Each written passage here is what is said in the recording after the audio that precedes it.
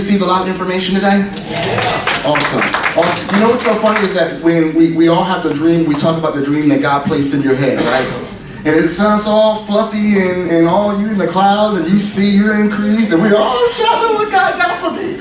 And then you realize that there's a divide from the dream to the reality, and this is the stuff that's in the reality right now. Is that you got to get this out the way, because otherwise you'll be like, how do I get out of jail? Out in jail, because they say ignorance is not 9 tenths. No, they throw on you jail, or I got to pay $30,000 because right. So out of what you heard right now, how many of you still got the dream? I don't want the dream to deflate because you got the word. The word is there. Now we have to apply it.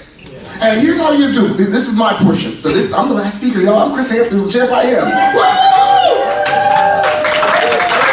But we have to develop our dream, okay? We have to develop our vision. But we got to do it through the A word. Through accountability. Say accountability. Now, accountability basically means the ability to account.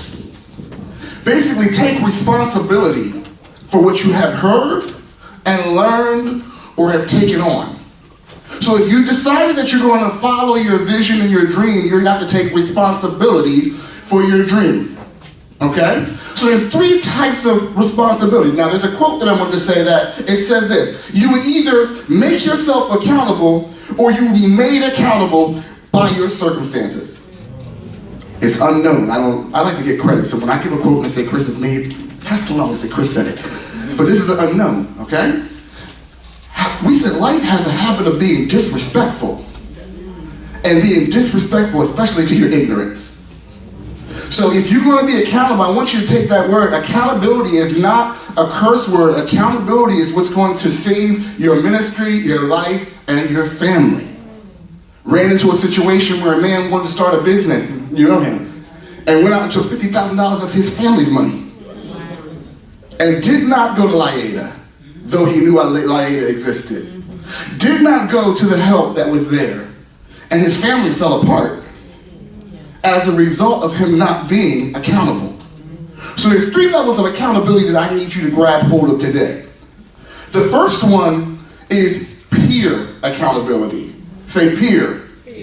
Okay? No, excuse me. The first one is personal accountability. Say personal.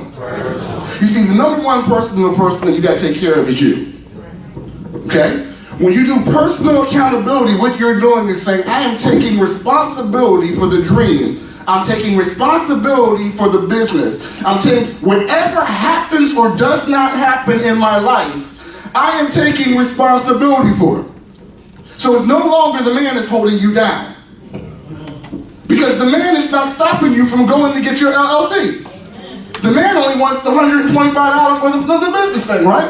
So the one that's stopping you from getting that thing paid is you. Say, I'm the man. I'm the woman. I'm the person. It's me. Right? So the first one is what? Personal. The second one is peer responsibility. Peer accountability. Because accountability and responsibility are the same word. Okay? So peer accountability. A lot of times you say, ooh, I want to go for whoever's up there making the millions. And you want, I got to get to that person. That business that's up there shining, and you don't have access to that person. But you have access to peers. Peers are people that are on the same level as you. So you need a peer accountability. What that is when you go to network groups like Kingdom Business Professionals, and you're finding out that there are people that are going in the same direction. It's called fellowship. And fellowship is just a fancy word of saying we're going in the same direction, in the same boat, going to the same destination. You need business-minded people that are about business. Sister Shawn and her husband are speakers. I'm getting used to your title. They're speakers, and ever since we connected, we keep each other accountable. There's a conference that's showing up, and she said, did you sign up for it? No, not yet. What you waiting for? That's peer accountability. Peer accountability is my Liada instructor. She started out as my instructor, taught me everything I need to know about my business plan, worked out what I didn't know, what we didn't know, we worked it out. And then what happened is, as I graduated, I became the life coach. And then she said, there's some things that I need to get around. What is that? That's peer accountability. The key about being a peer accountability is that you just can't select any old peer. You have to select, again, someone who's going in the same. You don't want to have somebody with a crab mentality that they're pulling you down in the boat.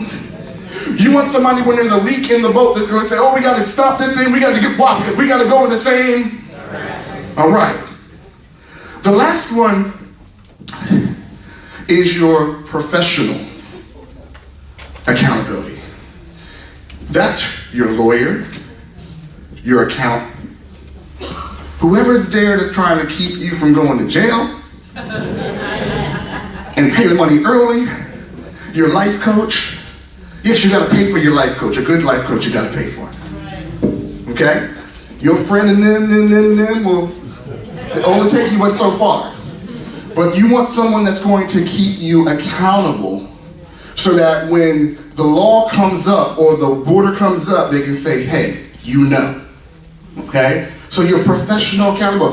When you're on your professional career, when you realize that you have a vision and a dream, you look at your job differently. So now you look at your job and say, who can sharpen me a little bit sharper on my job? Professional career accountability. So we said what?